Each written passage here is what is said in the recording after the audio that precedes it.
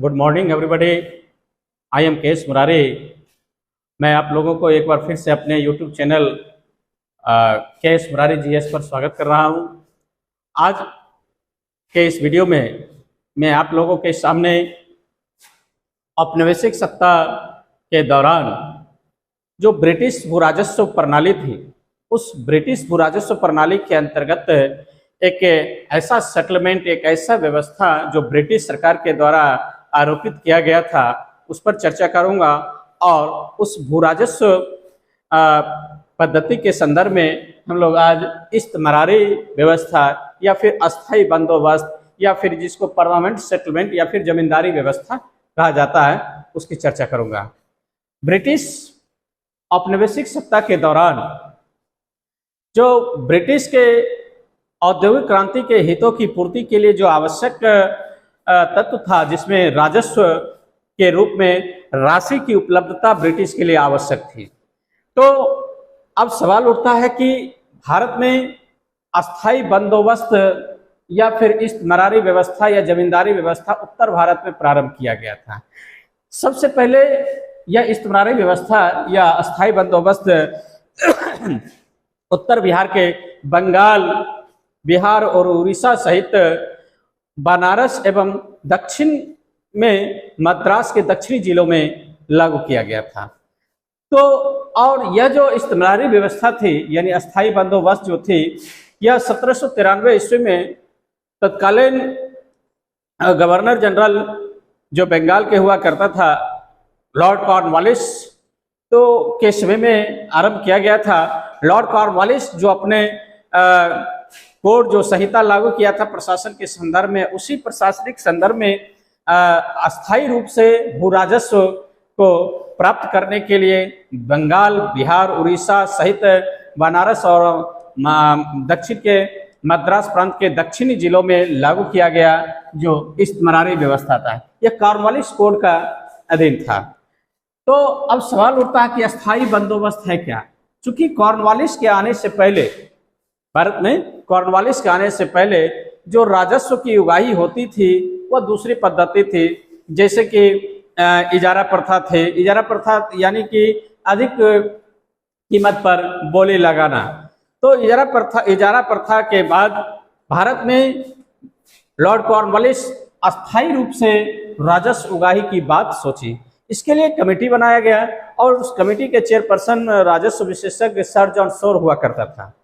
तो sir John Shore Bharat से British प्रांत के लिए जो राजस्व उगाही करना चाह रहा था, उसमें एक अस्थायी बंदोबस्त के रूप में, यानी कि एक ऐसी प्रणाली लाया जाए जो नियमित रूप से अस्थायी रूप से राजस्व आते रहे। तो उसके लिए जिस तरह का प्रावधान किया गया था, उसी पर आज मैं चर्चा कर रहा हूं और आशा है आप इस वीडियो को अंत तक देखें और देखने के बाद इस वीडियो को लाइक करके, सब्सक्राइब कर, कमेंट करते हुए इस चैनल को अधिक से अधिक शेयर करें।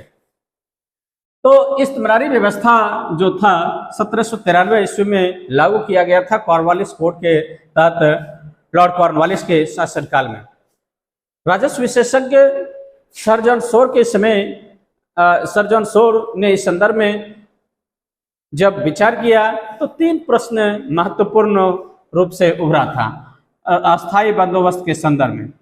तो सबसे पहला प्रश्न था कि भारत में चूंकि ब्रिटिश प्रभुसत्ता स्थापित हो चुकी थी, जहां तक कि हम लोग जानते हैं कि 1764 ईस्वी की बक्सर की लड़ाई के बाद 1765 ईस्वी में इलाहाबाद की संधि के तहत उत्तर भारत में ब्रिटिश ईस्ट इंडिया कंपनी को दीवानी का अधिकार प्राप्त था, यानी भू राजस्व वसूली का अधिकार प्राप्त हो गया था मुगल शासक शाह आलम द्वितीय के द्वारा। उसके बाद राजस्व की उगाही किया जा रहा था, लेकिन जिस तरह से राजस्व की उगाही किया जा रहा था वह नियमित रूप से नहीं था। तो उस राजस्व उगाही को नियमित रूप से और अस्थायी रूप से उगाही करने के लिए इस बात पर चर्चा चले कि भारत में जो राजस्व की उगाही होगी, उससे पहले यह प्रश्न उठता है कि भारत में जो भूमि है उस भूमि का मालिकाना हक किसे प्राप्त होगा।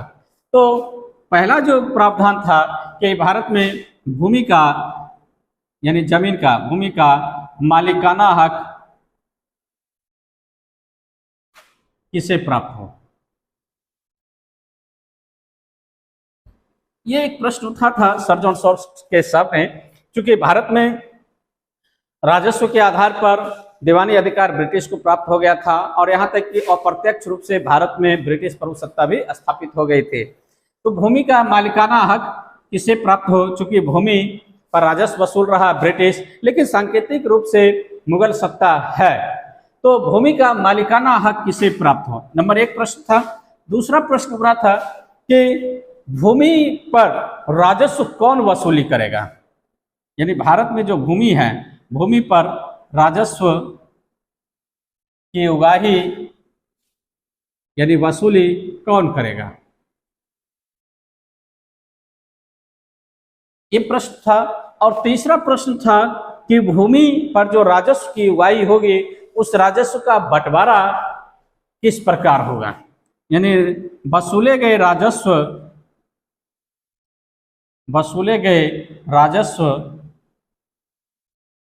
की उगाही,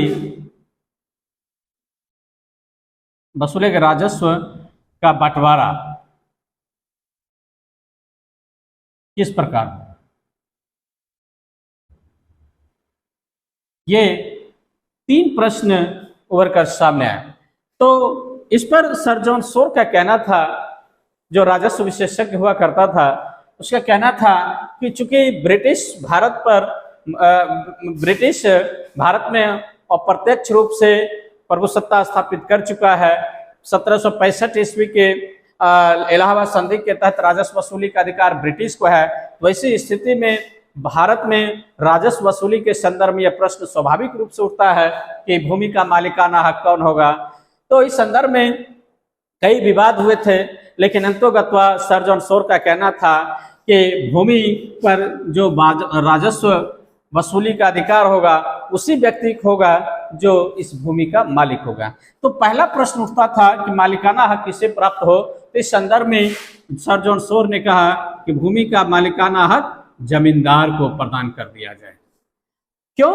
क्योंकि जमींदार एक ऐसा ढाल के रूप में उभर कर सामने आएगा। यदि जमींदार को भूमि का मालिकाना हक देते हैं तो किसानों के द्वारा जो विद्रोह होगा या रैयतों के द्वारा जो विद्रोह होगा वो ब्रिटिश के लिए ढाल के रूप में जमींदार काम करेगा। इसलिए भूमि का मालिकाना हक जमींदार को प्रदान कर दिया जाए। दूसरा प्रश्न उठा कि इस राजस्व की वसूली कौन करेगा, राजस्व की वसूली कौन करेगा। तो यहाँ फिर सर जॉन सॉर का कहना है कि जमींदार को ही भूमि का राजस्व वसूली का अधिकार प्रदान कर दिया जाए। तो जमींदार, चूंकि एक तबका था जो कह रहा था कि राजस्व की वसूली ब्रिटिश अधिकारी करे, और उन लोगों का तर्क भी था कि ब्रिटिश चूंकि साइंटिफिक रूप से काफी मजबूत है, उनको मैथमेटिक्स आता, भारतीय जमींदार या भारतीय लोगों को हिसाब नहीं आता होगा। वैसी स्थिति में ब्रिटिश अधिकारी ही जमीन पर से मालिकाना जमीन पर से जो राजस्व की उगाही करेगा। लेकिन चूंकि सर जॉन सॉर एक व्यवहारिक व्यक्ति था, तो उसने उसी व्यवहारिकता का परिचय देते हुए इस प्रश्न का संदर्भ में जवाब दिया कि नहीं, जमींदार को जमीन की वसूली का अधिकार, जमीन पर राजस्व वसूली का अधिकार दिया जाए, क्योंकि जमींदार अस्थायी रूप से स्थानीय है और वैसी स्थिति में किसानों या रैयतों के साथ उसका संबंध बना रहता है, तो राजस्व वसूली में आसान रहेगा। और हम तो ठहरे परदेसी, हमें तो हिंदी भी नहीं आती है, संस्कृत भी नहीं आएगी, और वैसी स्थिति में हम लोग यदि भारत में जाके कहने के लिए जाएंगे कि we want tax, we give me tax, we give me tax, तो वैसी स्थिति में लिंग्विस्टिक प्रॉब्लम हो जाएगा। लिंग्विस्टिक प्रॉब्लम हो जाएगा तो रैयतों से जो है राजस्व वसूली में परेशानी होगी। ना केवल लिंग्विस्टिक प्रॉब्लम होगा बल्कि ज्योग्राफिकल प्रॉब्लम भी क्रिएट कर जाएगा, कारण कि भौगोलिक जानकारी हम लोगों के पास नहीं है, ब्रिटिश अधिकारियों के पास नहीं कि किस भूमि पर किस तरह का उत्पादन होता है। वैसी स्थिति में राजस्व वसूली करने में ब्रिटिश अधिकारियों को परेशानी होगी।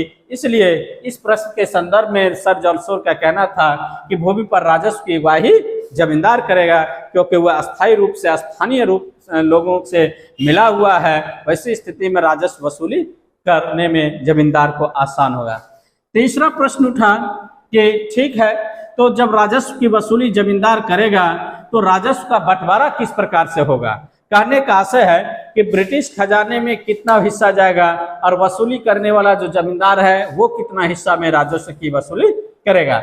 वैसी स्थिति में यह प्रश्न उठा कि अधिक से अधिक ब्रिटिश खजाना में राजस्व की जमा होनी चाहिए और कम से कम जमींदार को, क्योंकि जमींदार को एक पक्ष यह भी है कि जमींदार को जमीन का मालिकाना हक दिया हुआ है, उस जमीन को वह बेच सकता था, गिरवी रख सकता था, ये अधिकार था। वैसी स्थिति में कम से कम राजस्व अपने पास रखे और अधिक से अधिक राजस्व रैयतों से वसूल कर ब्रिटिश खजाना में जमा करें।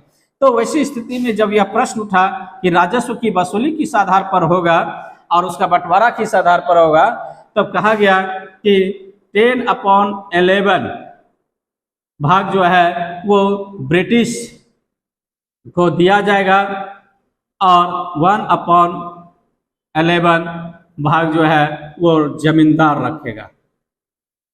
इस तरह से बंटवारा हुआ कि अधिक से अधिक यानी 11 रुपया में 10 रुपया ब्रिटिश के पास और 1 रुपया जब जमींदार जो वसूल के लाता है उसके पास जमा होगा। तो इस तरह से ब्रिटिश खजाना में अस्थायी रूप से राजस्व की वसूली एक निश्चित व्यक्ति के द्वारा किया जाएगा। तो इस तरह से इस कुल मिलाकर इस तीनों स्थिति में जमींदार आता है, इसलिए कहा गया कि यह अस्थायी बंदोबस्त जो है सो एक जमींदारी व्यवस्था है, जमींदारी बंदोबस्त है, जिसको जमींदारी सेटलमेंट भी कहते हैं।